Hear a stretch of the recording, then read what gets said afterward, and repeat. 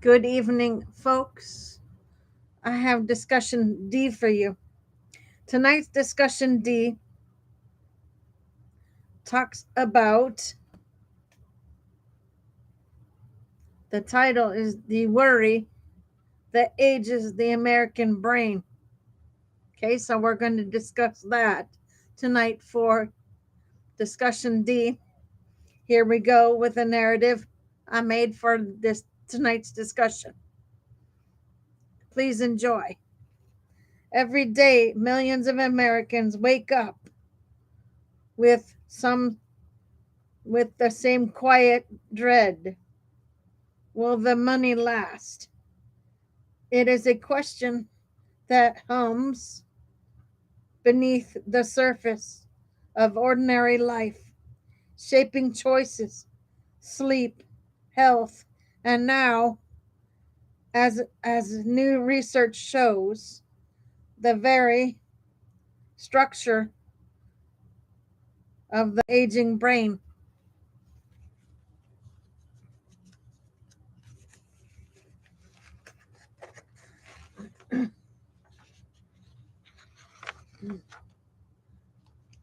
A landmark 80-year study from the University College London found that persistent financial worry is linked to greater brain atrophy, widened ventricles, and lower cognitive scores. Decades later, not poverty alone, not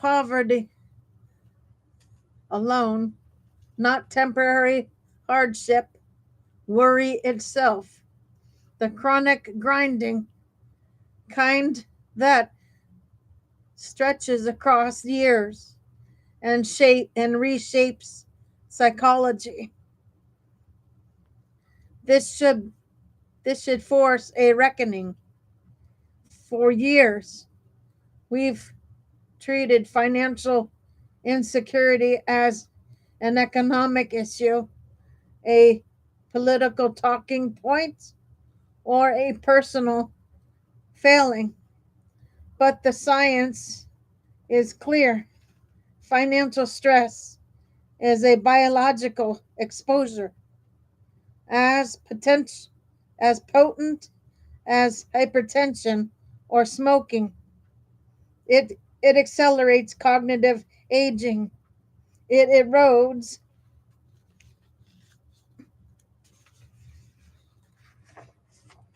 resilience.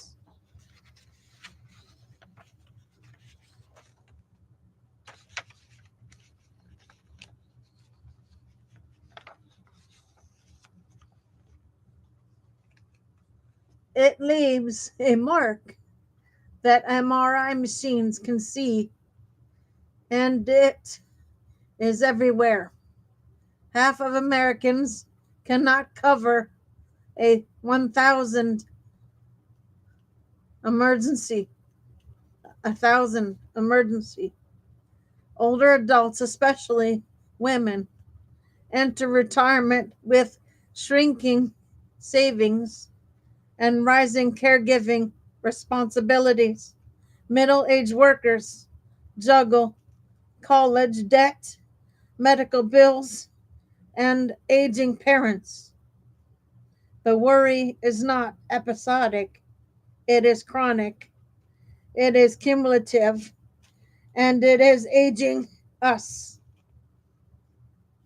We cannot talk about dementia prevention without talking about financial insecurity. We cannot talk about healthy longevity without addressing the stress that concords with it or concords it. We cannot talk about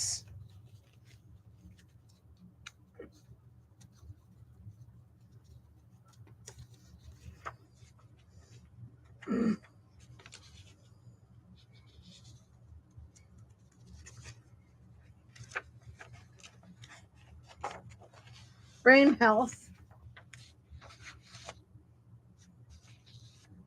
without ignoring the economic conditions that shape it. It is not just a public health challenge, it is a moral one. If we want to if we want a future where Americans age with dignity, clarity, and cognitive strength, we must treat financial stability as a cornerstone of brain health, not a luxury, but a form of prevention. The science has given us a warning. The question now is whether we will listen. The worry that never sleeps. The worry usually starts at night. You lie awake, staring at the ceiling, replaying the same questions. Did I pay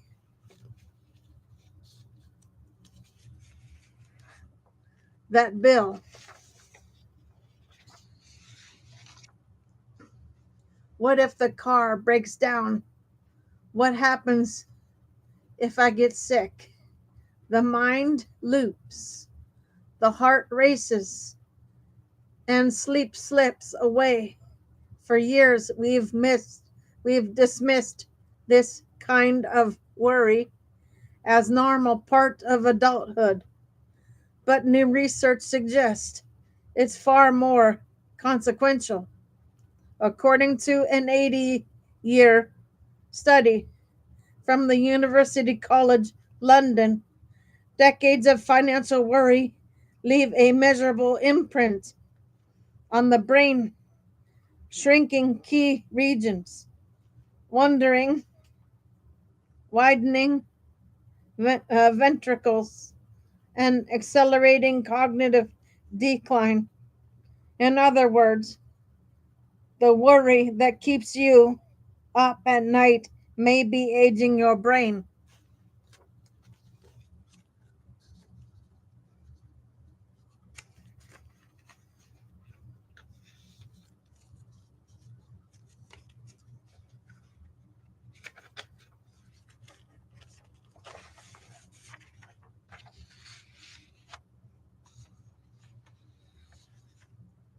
The findings should change how we think about aging.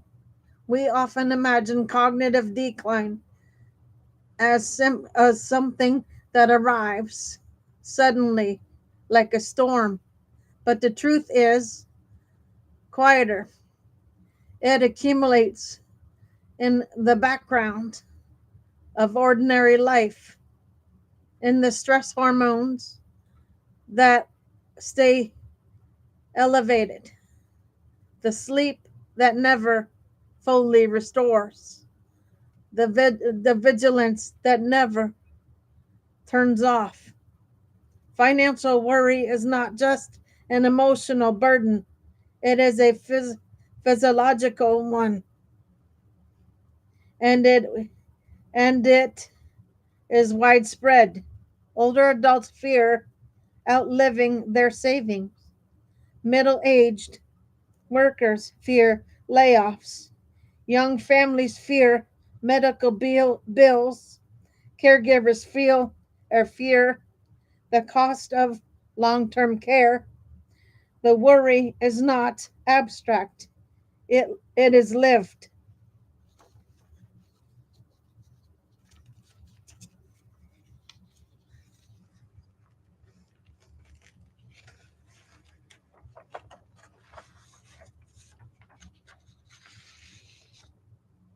If we want to protect the aging brain, we must confront this reality.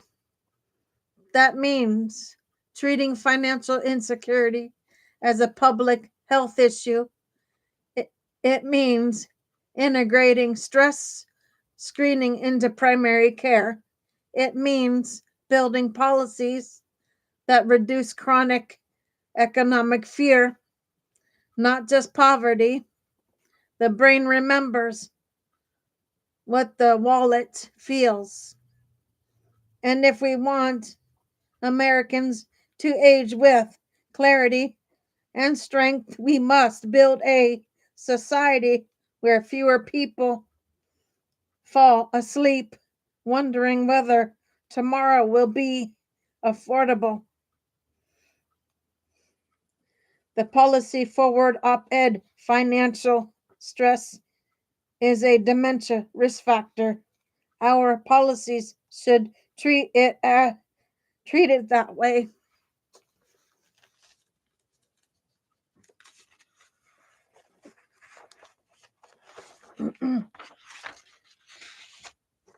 Public health leaders often talk about the modifiable risk factors for dementia: hypertension, smoking, depression, inactivity, but a new one belongs on that list, one we've long overlooked: persistent financial worry. The sweeping 80-year study from University College London shows that chronic money worries predict poor cognitive performance and measurable brain atrophy decades later. This is not correlation dressed up as a causation. The study controlled for childhood cognition, education, and early life disadvantage.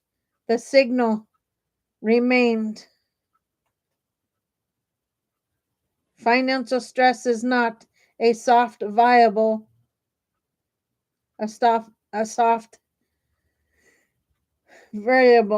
It is a biological exposure.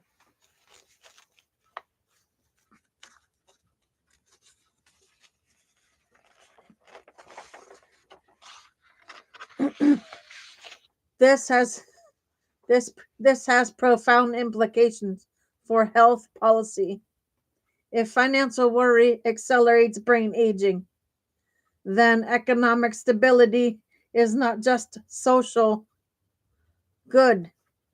It is a cognitive health intervention. Policies that reduce chronic financial stress should be understood as dementia prevention strategies.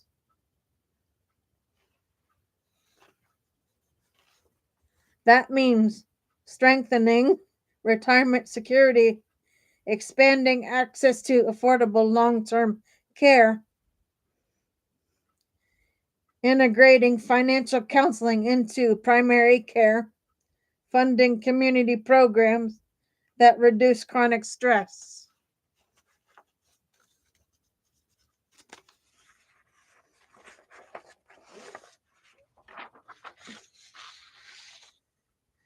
Treating economic precarity as a health system priority.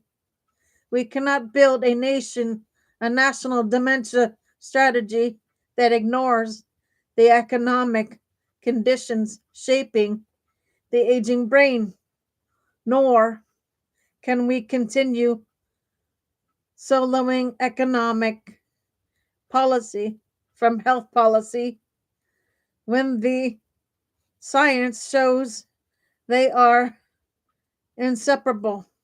Financial worry ages the brain. Our policies should stop pretending otherwise. If we want to reduce dementia risk at scale, we must invest not only in medical treatments, but in economic stability that protects cognitive health long before symptoms appear.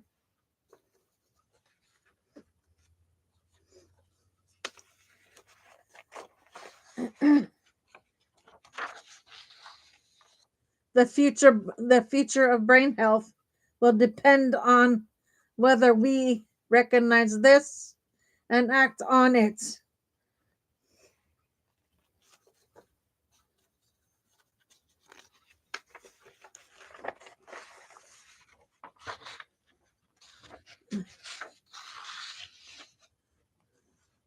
But shift toward evidence systems, framing, and actionable policy levers. Financial stress is a dementia risk factor. Health policy should treat it that way. For decades, dementia prevention strategies have focused on familiar set of modifiable risk: hypertension, smoking, depression, inactivity, and social isolation. But new evidence demands that we widen that frame. A landmark 80-year study from the University College London shows that persistent financial worry is not poverty alone, not episodic hardship, predicts measurable brain atrophy, widened ventricles, and lower cognitive performance in later life. Financial stress is not soft psychosocial ver, variable. It is a biological exposure with long-term consequences for cognitive aging. This finding has profound implications for health policy, particularly as the United States confronts rising dementia prevalence, widening economic precarity, and an aging population that increasingly fears outliving its savings. If chronic financial worry accelerates brain aging, then economic stability must be understood as a public health intervention, one, one essential as blood pressure control or smoking cessation.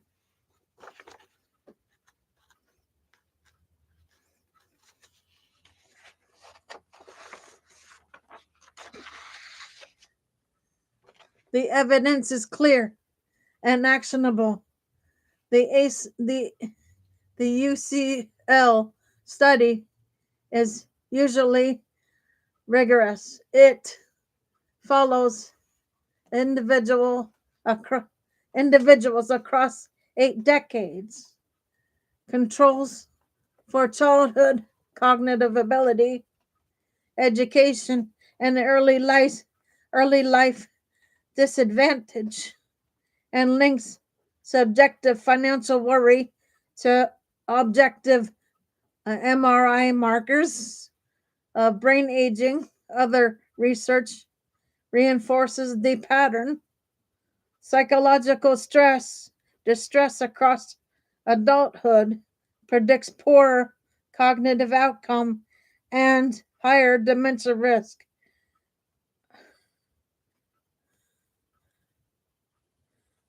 Rumination and chronic worry are associated with greater brain age. Even mild worry symptoms forecast declines in learning and memory. Taken together, these findings challenge the assumption that cognitive decline is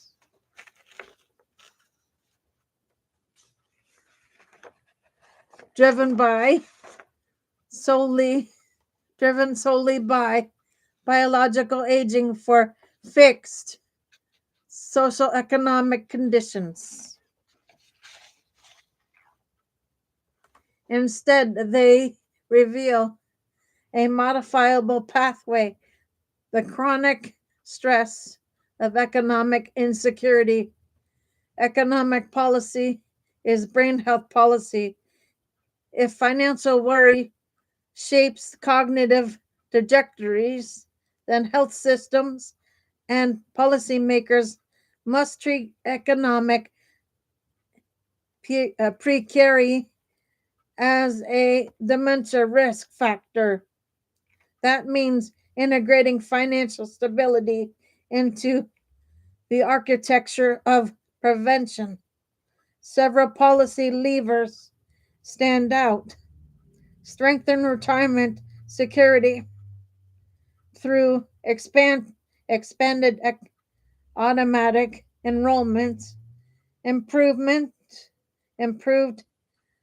portability, and protections for low wage workers.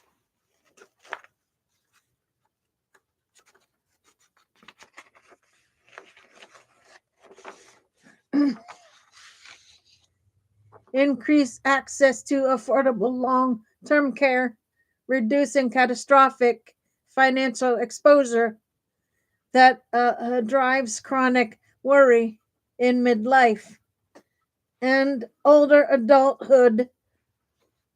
Integrate financial counseling and stress screening into primary care, geriatrics, and behavioral health, treating economic stress as a clinical risk factor rather than a social footnote.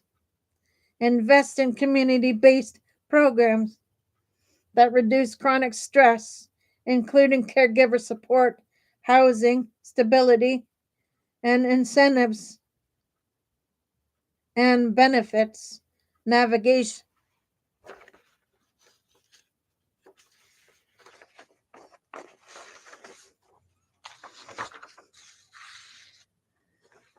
Enabled economic stability into national dementia strategies, recognizing that prevention begins decades before symptoms emerge.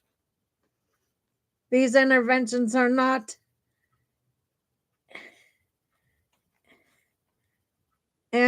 ancillary, they are central to any serious effort to reduce dementia risk at scale. A health system that acknowledges the brain's economic life. The U.S. health system has long siloed economic policy from health policy, treating financial insecurity as an externally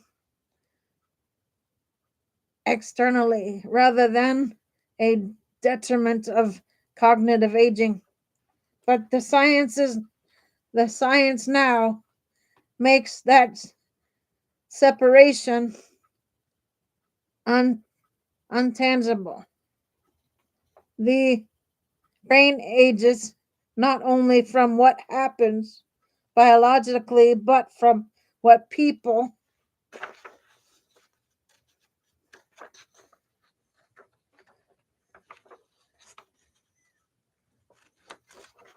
give me 1 second, guys. Paper is stuck.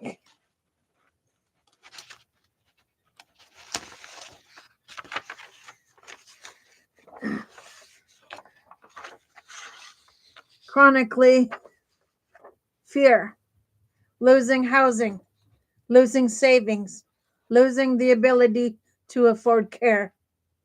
If we want Americans to age with cognitive strength, we must build a system where fewer people live under sustained financial stress that requires aligning health policy with economic financial counseling and treating chronic worry as a legitimate chronic clinical exposure.